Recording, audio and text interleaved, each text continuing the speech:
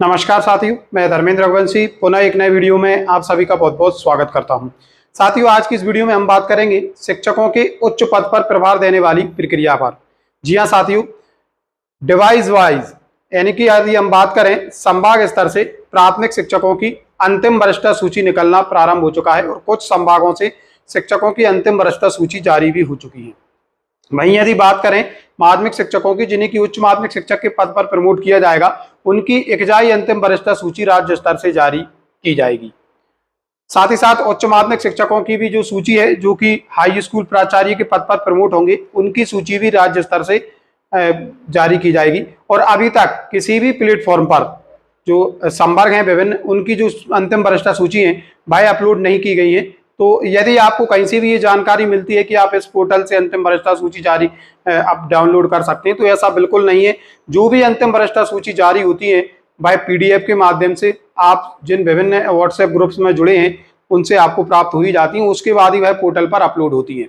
अभी आपको किसी भी पोर्टल पर केवल वही अंतिम वरिष्ठ सूची देखने को मिलेगी जिन संभागों ने अपने अपने लोक सेवकों की अंतिम वरिष्ठ सूची जारी कर दी है। अन्य संभागों की भी अंतिम वरिष्ठ सूची आपको देखने को नहीं मिलेगी, आपको उनकी केवल पुरानी ही वरिष्ठ सूची देखने को मिल सकती है। चलिए अब बात करते हैं, बहुत सारे शिक्षक साथियों के प्रश्न आ रहे थे कि मान लीजिए अंतिम वरिष्ठ सूची में यदि किसी लोक सेवक के जानकारी में त्रुटि है तो ऐसी स्थिति में क्या होगा?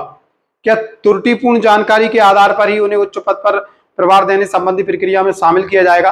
और कुछ शिक्षक साथियों की जानकारी में ऐसी त्रुटि है, यदि उसे एक्सेप्ट कर लिया जाता है तो वह उस प्रक्रिया से बाहर ही हो जाएंगे। तो ऐसे में इसका निराकरण क्या है? क्या अंतिम वरिष्ठ सूची जारी होने के बाद इसका निराकरण हो सकता है या नहीं? ये सारे प्रश्न लगातार शिक्षक साथियों के आ रहे हैं। तो हम आपको बता दें कि जो भी अंतिम वरिष्ठ सूची जारी की जा रही है उसमें स्पष्ट रूप से जिक्र किया जाता है डीपीआई स्तर से या संभाग स्तर से जो भी सूची जारी होंगी, ये जो सूची है भाई जिला शिक्षा अधिकारी अपने कार्यालय के पटल पर चस्पा करेंगे। साथ ही साथ संबंधित प्राचार्य संबंधित लोक सेवकों को सूची से अवगत कराएंगे। यानी कि लोक सेवक सूची को देखेंगे और देखने के बाद यदि किसी भी प्रकार की त्रुटि है तो बहुत अधिक संभावना है कि इन पर दावे आपत्ति लिए जाएंगे।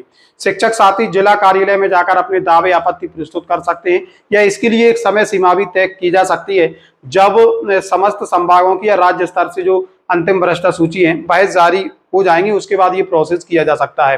तो ऐसा बिल्कुल भी नहीं है कि आपकी अंतिम वरिष्ठ सूची में यदि कोई जानकारी त्रुटिपूर्ण है तो उसमें अब सुधार नहीं होगा।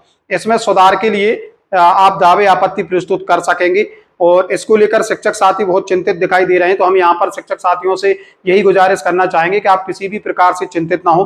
भले ही अंतिम वरिष्ठ सूची में आपकी जानकारी त्रुटिपूर्ण है, थोड़ा सा आप धैर्य रखें, जल्द ही आपको इसमें सुधार के लिए अवसर दिया जा सकता है, जिसमें आप दावे आपत्ति के माध्यम से आपकी जो भी जानकारी त्रुटिपूर्ण प्रदर्शित हो रही है उसमें सुधार के लिए अपनी आपत्ति प्रस्तुत कर सकेंगे। लगातार शिक्षक साथियों के इस तरीके के प्रश्न आ रहे थे, सोचा वीडियो के माध्यम से समस्त शिक्षकों को इस चीज से अवगत कराया जाए, क्योंकि ये केवल एक शिक्षक के लिए ही नहीं है, बहुत सारे ऐसे शिक्षक साथी हैं जिनके अंतिम वरिष्ठ सूची में त्रुटिपूर्ण जानकारी देखने को मिल रही है। और ऐसी सूची हमने भी जब टैली किया है तो आपने देखा होगा जबलपुर संभाग की जो प्राथमिक शिक्षकों की अंतिम वरिष्ठ सूची जारी की गई है उसमें पहले ही नंबर पर जो लोक सेवक हैं उनकी जन्म दिनांक और वरिष्ठ दिनांक को एक ही दर्शाया गया है, जो कि बिल्कुल भी संभव नहीं है। तो ऐसी स्थिति में इनमें सुधार होना स्वाभाविक है। तो शिक्षक साथी किसी भी प्रकार से चिंतित ना हो, आपको सुधार के लिए अंतिम अवसर जरूर दिया जाएगा, भले ही ये अंतिम वरिष्ठ सूची है, और जो अवसर दिया जाएगा वह दावे आपत्ति के माध्यम से दिया जा सकता है।